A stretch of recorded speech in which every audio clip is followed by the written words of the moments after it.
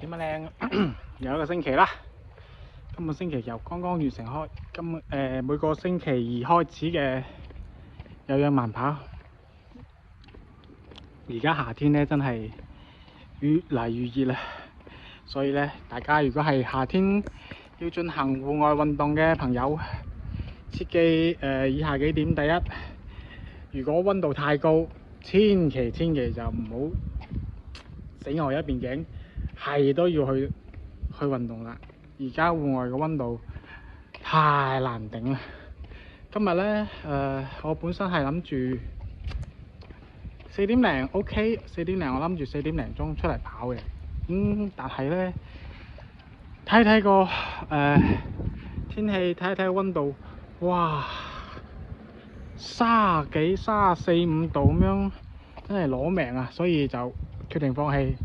咁就去到而家大概係接近30度左右啦。其實都仲係幾熱嘅，但係就好啲啦。所以就奉勸大家，溫度太高時候千祈唔好夾硬嚟。第二個要有及時嘅補水，即係如果你係話打波又好，好似我咁出嚟跑步都好，千祈一定要帶水，最好係帶電解質。係啦，最好係帶電解質，因為我哋喺所有嘅戶外運動嘅時候，除咗流汗，仲有我哋電解質流失比較多嘅，所以最好係電解質啦。如果唔係嘅話，水都 OK 嘅，但係補水一定要。第三個嘅情況就係，萬一身體上面有任何不適，比如話你感覺頭有啲暈啦，或者係四肢無力啦，呢個時候你就千祈唔好繼續運動啦，即刻揾個陰涼嘅地方，做以下幾樣嘢：將啲衫褲盡量解開，陰涼嘅地方通風散熱，然之後馬上飲水，補你嘅電解質。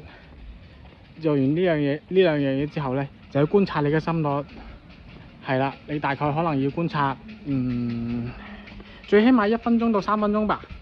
觀察你嘅心率，觀察你嘅狀態。當你如果停止落嚟去做一啲解熱，即係散熱嘅舉動之後，情況得到緩解情況下，你就要冇其他選擇，頭都唔回，返屋企休息、沖涼、放鬆休息，唔好再運動啦。因為可能你身體已經警告你啦，太熱啦，我頂唔順啦。千祈嚇，因為而家開始盛夏啦，大家記得做好所有嘅防暑降溫嘅一種動作。今個星期咧跑完之後，點講啊？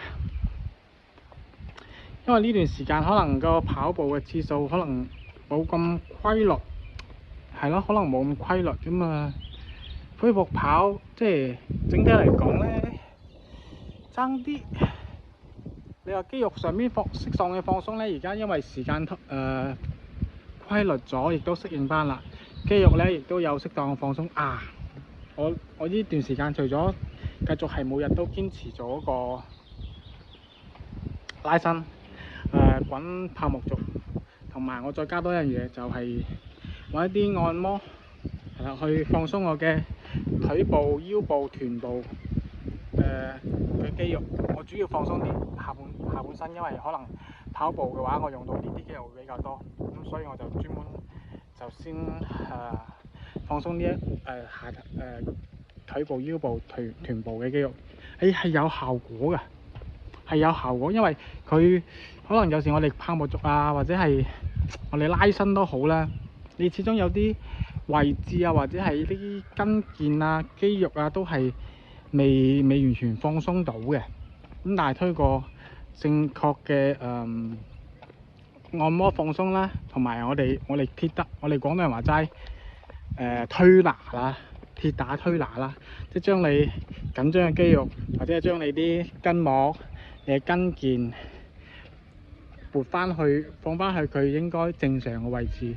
咁樣呢個情況下，恢復嘅效果係好多。同埋有時你不知不覺間你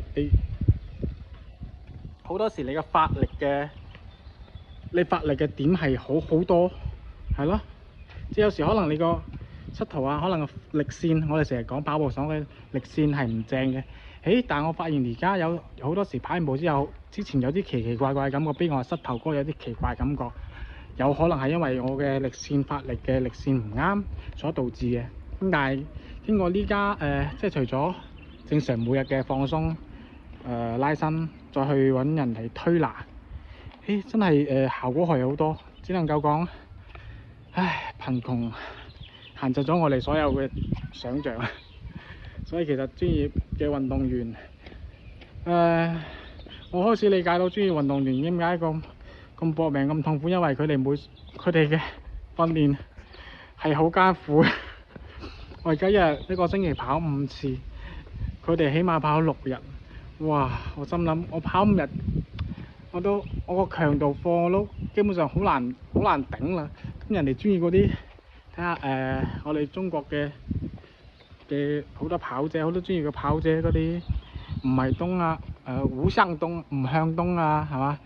何潔啊嗰啲，哇咁樣日復一日咁樣練，太刻苦太煎熬啊！我覺得佢哋太佩服啦。所以每一個專業運動員係好唔容易啊，覺得。